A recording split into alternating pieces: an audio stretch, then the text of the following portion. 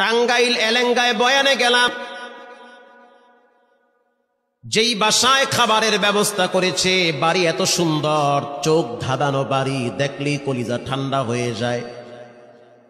এবার বাড়ির মালিকের সাথে অনেক সময় গল্প হইল। বাড়ির মালিক বলতে আছে, হুজুর আমি কাঁচা তরকারি বিক্রি করতাম, কাঁচা তরকারি বিক্রি করে করে আমার পেট চালাইতাম, কাঁচা তরকারি বিক্রি করে এত দামি বাড়ি কেমনে বানাইছেন? এক কথায় তার উত্তর হলো, তা তিনি বলল যে আমার রব আমাকে এই নিয়ামত দান করেছে, অল্পের ভিতরে বরকত বাড়ায়া দিছে। আমি বললাম কেমনে এই বরকত আসলো, কোন রাস্তা দিয়া? তিনি জবাব দিতেছে, প্রতিদিন সকালবেলা আমি সবজি কেনার জন্য গ্রামে যাই। কষ্ট হয় আপনাদের?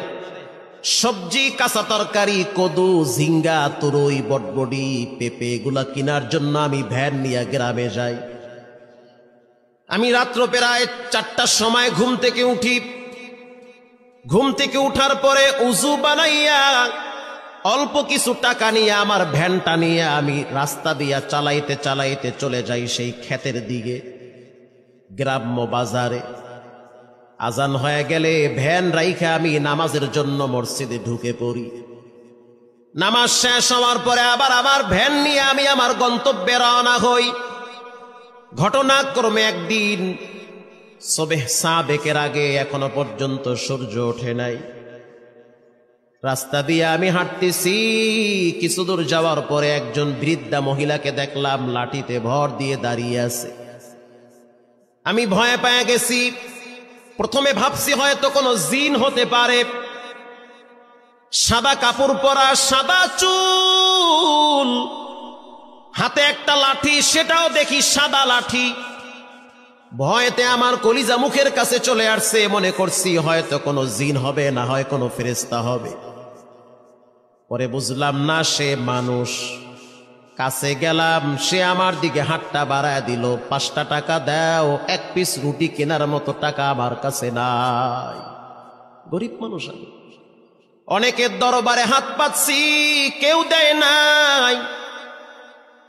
তুমি নামাজিওয়ালা মানুষ, দেখছি মসজিদ থেকে বের হয়েছ, তোমার কাছে হাত বাড়াইছি, ফিরাইয়া দিও না। 5টা টাকা হইল, আমাকে তুমি দাও, 2 পিস রুটি কিনে খাবো। হুজুর বিশ্বাস করেন, তখন আমার পকেটে মাত্র 5টা টাকাই ছিল, আর কোনো টাকা ছিল না। আমি সিদ্ধান্ত নিলাম, ফজরের নামাজ পড়ছি, মনটাও ভালো লাগতেছে। একজন গরিব মহিলা মানুষ 5টা টাকার জন্য হাত বাড়াইছে, যাক আজকের সকালের নাস্তা আমি করব না, 5টা টাকা আমি তাকে দান করে দিলাম। যখন 5 টাকা তার হাতে দিলাম, সে আমাকে বলল, বল তোর কি লাগবে? এবার আমি বলতে আছি, তুমি তো দেওয়ার মালিক না, তুমি তো বড় ফকির।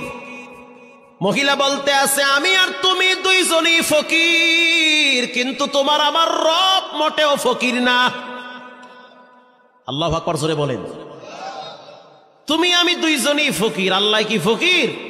সে তো ফকির না। হুজুর কথাটা শোনার সাথে সাথে আমার কলিজার ভিতরে কে যেন একটা পার মারছে। আসলেই তো আমিও ফকির, উনিও ফকির, ধনী কে? আল্লাহ। হুজুরের পরে দেখলাম মহিলাটা 2টা হাত উপরের দিকে তুলে দিছে।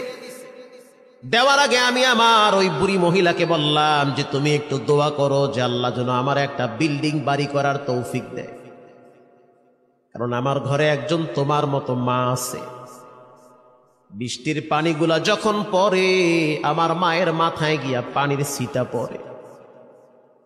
তুমি মুসাফির মানুষ, আমার জন্য একটু দোয়া করো যেন রব্বুল আলামিন আমাকে একটা ঘর করার তৌফিক দেয়, কারণ টিনের ভাঙ্গা ঘর, পানির ছিটা পরে পরে রাত্রিবেলা আমরা ঘুমাইতেও পারি না।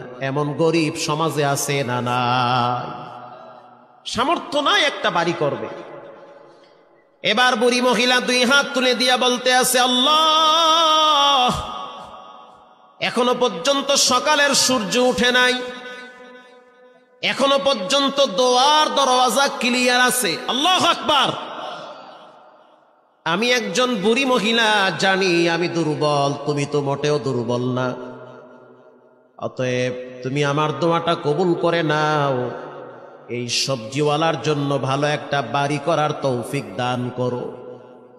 হুজুর বিশ্বাস করেন, এরপর থেকে প্রতিদিন আমার ইনকামের ভিতরে কেমনে জানি আল্লাহ পাক ডাবল বরকত বাড়ায় দেয়।